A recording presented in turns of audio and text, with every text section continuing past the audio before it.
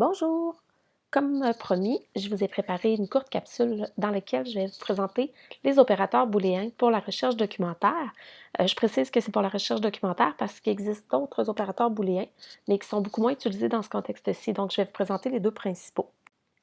Le premier, c'est le AND, donc le et. Dans l'exemple que j'ai ici, là, le TI, c'est pour le titre. Donc, il faut à la fois que l'expression 1 soit dans le titre et que l'expression 2 soit dans le titre également. Si on a une liste de références ici de 1 à 5 et que je fais la requête suivante, donc il faut que le titre contienne student et que le titre contienne engagement. Il faut absolument que les deux soient là pour que ça fonctionne parce que c'est l'opérateur AND. Donc si on regarde rapidement, dans le premier on a les deux, dans le deuxième on a seulement student, dans le troisième on a seulement l'engagement. Dans le quatrième, on a les deux et dans le cinquième, on n'a aucun des deux. Donc, je vous laisse 3 secondes pour deviner quels numéros seront retenus. Si vous êtes arrivé à la conclusion que c'est 1 et 4, vous avez tous les points. Les morceaux de robot, tiens.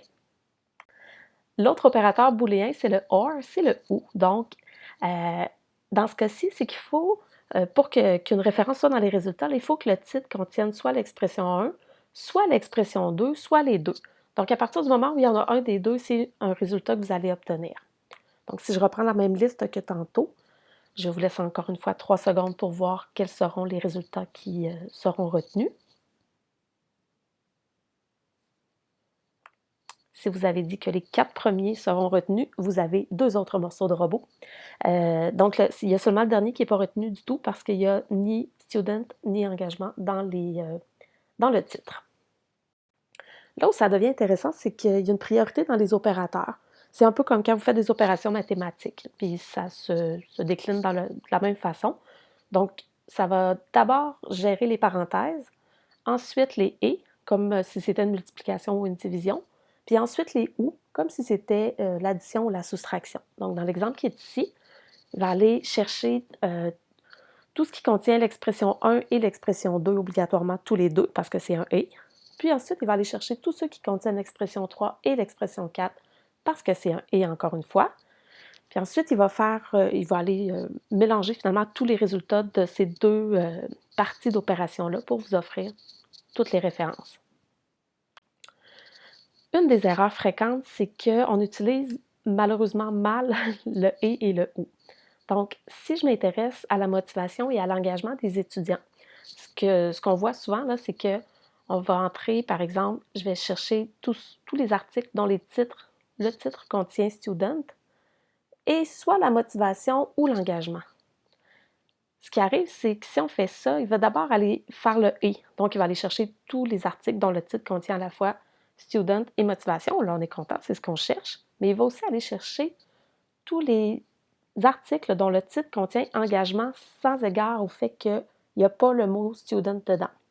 Donc, je me ramasse avec des résultats qui contiennent une partie de ce que je veux, mais qui vont probablement contenir l'engagement des travailleurs, l'engagement des enseignants, l'engagement de la direction. Donc, je vais aller beaucoup trop large finalement. Donc, je n'irai pas chercher seulement ceux qui parlent d'engagement des étudiants.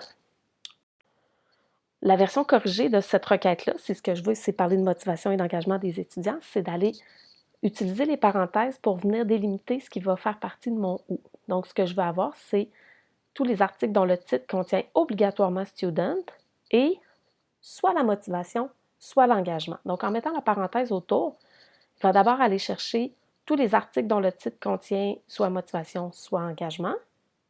Et il va vérifier après ça qu'il contient aussi dans le titre, qu'il y a aussi le mot « student ». Donc, je me ramasse évidemment avec à la fin ce que je veux, c'est-à-dire les articles qui vont contenir soit « student » et « engagement », soit « student » et « motivation ». Il y a bien d'autres éléments dont vous devrez tenir compte, là, notamment, là ici j'ai utilisé les titres, mais je préfère les requêtes avec l'abstract ou avec je dis encore mieux, mais idéalement, on combine tout ça avec le vocabulaire contrôlé en utilisant les thésaurus. Selon le thésaurus, selon la base de données que vous allez utiliser, mais tout ça peut se combiner. Donc, à partir du moment où vous faites votre requête dans une base de données, vous allez pouvoir construire votre requête en faisant, par exemple, tout ça, là, toute cette requête-là qui va chercher dans le titre, puis vous pourriez faire un « OR », puis rajouter la même requête, mais en utilisant le AB, par exemple, pour l'abstract, si c'est ça le mot-clé que vous devez utiliser.